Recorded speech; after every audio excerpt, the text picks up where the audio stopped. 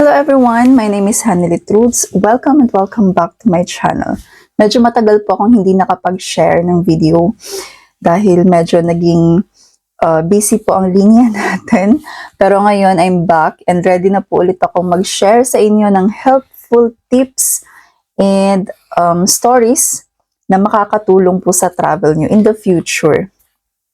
So for today's topic po, gusto ko pong i-share sa inyo yung naging experience, naging immigration experience ng 6 clients ko na successfully na nakapag-flight po sila last September and October. So alamin natin mula sa kanilang experience kung gaano ba talaga ka-case by case basis sa Philippine Immigration, sa mga tinatanong nila at sa mga documents na hahanapin nila. So, bali, bawat clients ko po talaga, iba't iba po yung story nila. So, simulan na po natin. Sa first client ko po ay bound for Germany and siya po ay annulled sa Philippines and meron po siyang children sa past marriage niya. So, yung purpose of travel niya ay makikipag-reunite or i-visit yung boyfriend niya dito sa Germany. So, employed po siya sa Philippines and fully sponsored po ng boyfriend niya yung travel niya. So, ito po yung message niya. Shinare niya po sa akin yung mga questions sa Philippine Immigration nung nag-travel po siya. So, ito po yung mga questions. Ano ang gagawin mo sa Germany? Meron ka bang affidavit of support and guarantee? Gaano na kayo katagal ng boyfriend mo? Nakapunta na ba siya ng Pilipinas? Na-meet na ba niya mga anak mo? So, nag-ask din po sila ng mga pictures. And then next question, saan kayo nagpunta nung nandito siya sa Pinas? May work ka ba? So, nag-ask sila ng company ID dahil employed po siya. And then last, tingin sa camera at sabay tatak sa passport. So, yun po yung mga questions sa kanya at mga hinanap sa kanya sa Philippine Immigration. And then next client ko po ay bound din po sa Germany. Ito po yung client ko na na-share ko po last time or na-share ko po dati na na-offload po siya dahil friend lang ang sponsor. So itong client ko po na to ay student and medyo sobrang natakot, nagka-trauma po siya sa Philippine Immigration dahil nga sa first travel niya, sa first flight niya ay na-offload siya. So, ayun nga, yung sponsor niya po ay friend. Friend pa lang talaga, hindi pa sila officially na magkarelasyon. Getting to know pa lang talaga sila.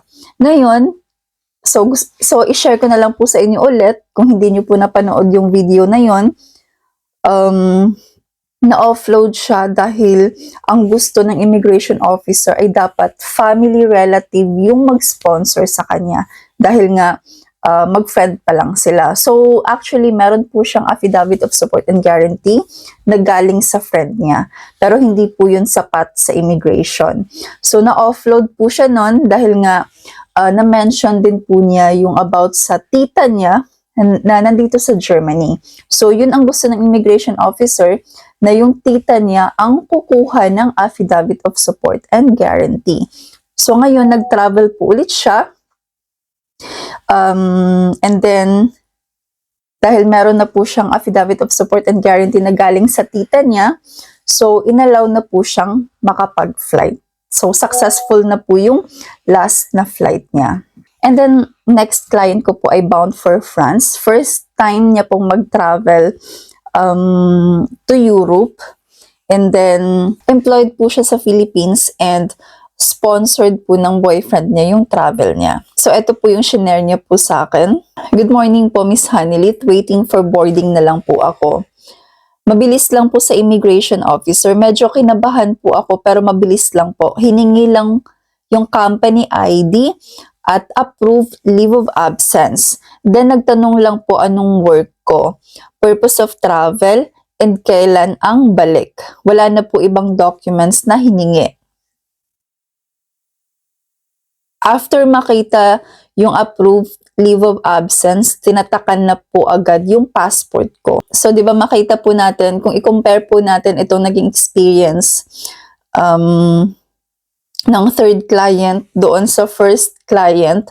So, doon sa first client, kahit na-employed siya, naghanap pa rin po sila ng affidavit of support and guarantee.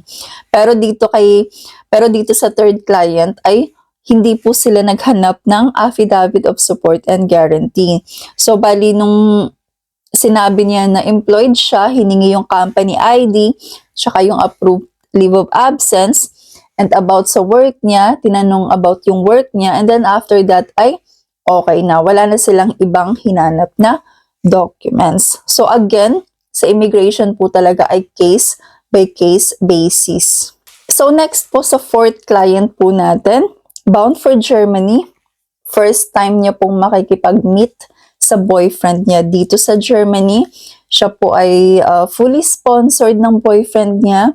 Self-employed po siya sa Philippines. Meron po siyang, I think, online business po ata yung meron siya. And previously, OFW po siya dati. So, ito po yung sabi niya. Ito po yung message niya sa akin. Dumaan po siya sa secondary inspection. And yung present or pinakita niya po sa immigration ay yung list of requirements na sinend ko po sa kanya. So, ito po yung list of requirements na pinaprepare ko po sa kanya bago po yung flight niya. So, i-share ko na lang po sa inyo para meron po kayong idea kung ano yung mga documents na pinakita niya sa immigration. So, passport and visa, boarding pass, e-travel departure QR code, round-trip ticket, signed invitation letter, original affidavit of support and guarantee, nakasama po yung resibo, and then passport bio page copy ng boyfriend niya, and then travel insurance, tsaka proof of relationship. So, eto po yung pinakita niya sa Philippine Immigration. And then, sabi niya, wala naman daw masyadong naging tanong, and hindi rin po siya, though, ayun nga, dumaan siya sa secondary inspection, but dahil nga nung nakita na kumpleto yung mga requirements niya, ay naging okay naman. And then sa fifth client po natin, first international travel niya po. First time niyang mag-travel international, bound for Sweden. Sa Sweden po yung destination niya, and ang purpose po ng travel ay makikipag-reunite sa boyfriend niya or i-visit ang boyfriend niya sa Sweden. And self-employed po siya. Yung business niya po ay piggery farm sa Philippines. So, ito po yung naging story niya. Talagang shinare niya po sa akin, detailed talaga. Sabi niya dito, "Good morning from Sweden. Hi, ma'am. Finally, a reunite with my partner. Thank you so much for your help. Roots Travel Visa Assistance. My partner and I are so thankful for your service. God bless you always. See you again po. Next application." So, gusto ko lang pong i-clarify na itong mga clients ko po na to ay naging client ko po sila sa visa application. Bali, ako po yung nag-assist sa kanila para sa visa application. So, since kasama na po sa inclusion ng assistance ko po yung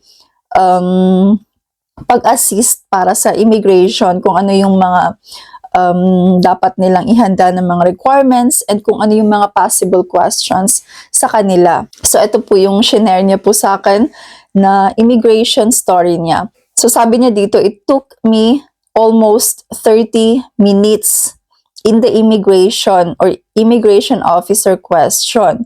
So, ito po yung mga questions sa kanya. Purpose of travel? So, sabi niya, visit po. What country? Sweden po. First time travel? Sabi niya, yes po. May work? And then sabi niya, unemployed po. Ilang months na kayo ng partner mo? Sabi niya, 9 months po. Nag-visit na siya sa Philippines? Sabi niya, opo, 2 times. May kinuhang form yung immigration officer. May mga sinusulat siya sa form. Then sabi niya, mag-fill out ka nitong form. Punta ka doon sa progress room, if I'm not mistaken, sa room na sinasabi niya. Sabi niya po, sabi niya pa, don't worry, ipapasa lang kita sa second immigration officer kasi first time traveler ka. After mo ma-interview sa loob, balik ka sa akin with your passport. Nag-fill up po ako ng form, then mga nakalagay sa form is yung date, travel, flight ticket number, complete name, age, birth date, sino bumili ng ticket. I check foreign partner, then complete address nung bumili ng ticket. Buti na lang memorize ko address niya sa Sweden. Complete name ni sponsor and my signature. So yun po yung mga nakalagay doon sa form na finil up po niya. Second immigration officer, more questions. Dito lahat tinanong sa akin. Same question nung first immigration officer. Then ask about sa mga documents na dala ko. Pinalabas niya lahat ng documents na dala ko. Lahat po ng list na binigay niyo sa akin.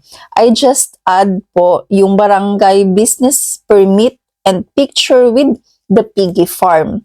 So, yung list of requirements na binigay ko sa kanya and then nagdagdag po siya ng barangay business permit and pictures po ng piggy farm niya. And then flight ticket namin going to Spain and video call photos with my partner parents. And then second immigration officer, ask ilang months ka na walang work. Yun po yung question sa kanya sa second immigration officer. And then sabi niya, almost 1 year na po. Matagal na ba itong piggy farm mo at sa'yo nakapangalan? So yun yung question ng immigration officer. I said, yes, nag-start po ako last year and tinuloy ko na po until now. And then question sa kanya, saan kayo nag-meet ni boyfriend? And then sabi niya, dating site po. And ask the dating app. I said, Badu. Sabi ni immigration officer, nag-prints ka ng mga chat conversations niyo. Okay lang ba makita yung conversations niyo sa phone?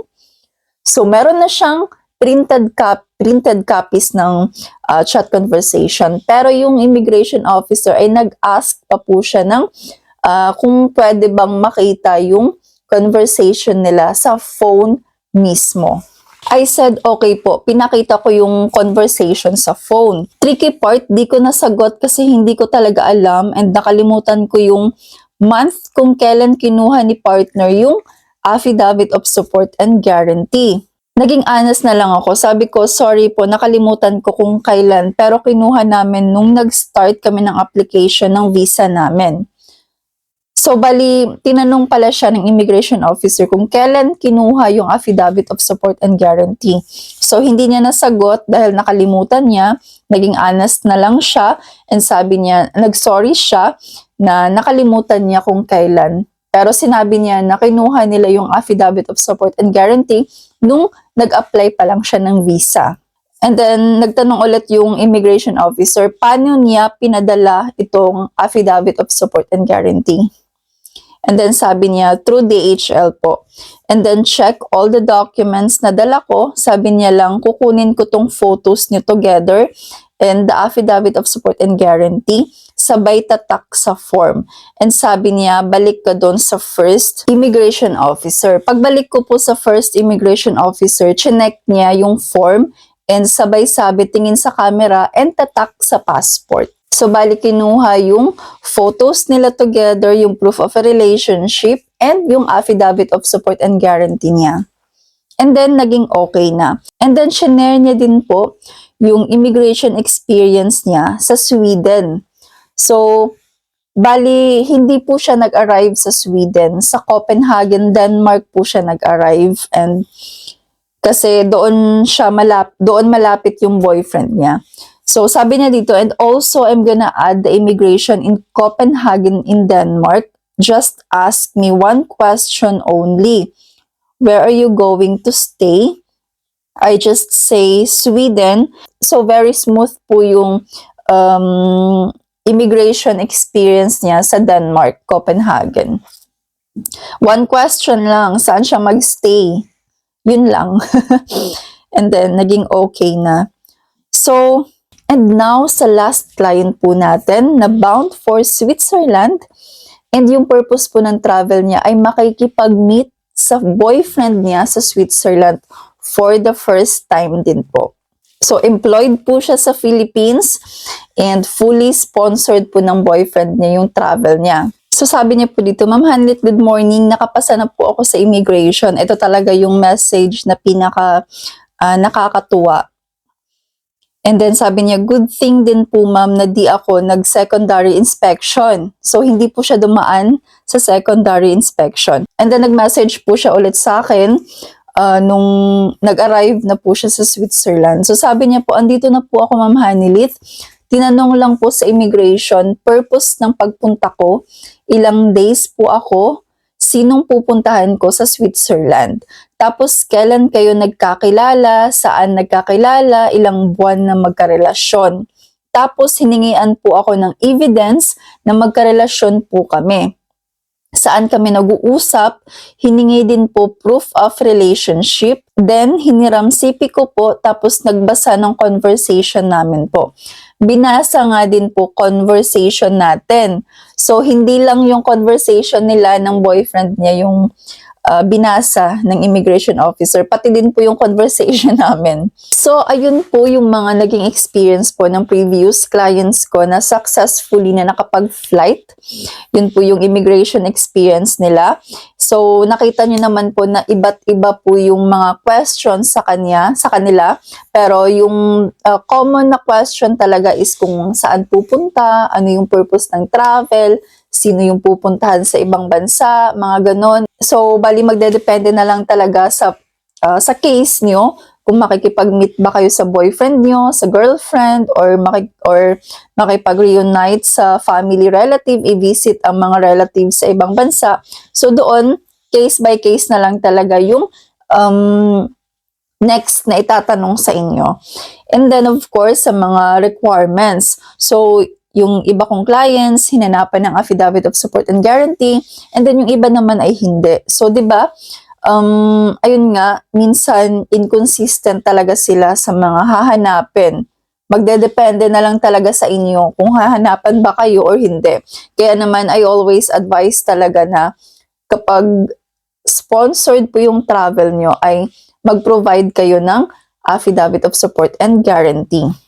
So, sa next video ko po, abangan nyo po, i-share ko po sa inyo yung mga naging experience nila sa visa application. Ano-ano ba yung mga requirements na sinubmit nila kung bakit na-approve yung Schengen visa nila. Kaya naman make sure po na nakasubscribe po kayo sa channel and then i-click nyo po yung notification bell para ma-notify po kayo sa mga upcoming videos na gagawin ko. And syempre kung naghahanap po kayo ng mag-a-assist po sa inyo or mag-guide sa inyo para sa visa application, nandito lang po ako, nag-o-offer po ako ng services. So ilalagay ko po sa description po ng video kung saan nyo po ako pwedeng i-message and then pwede nyo rin pong i-visit yung website po natin, rootstravel.com. So kung meron po kayong mga questions or clarifications, i-comment nyo lang po dito.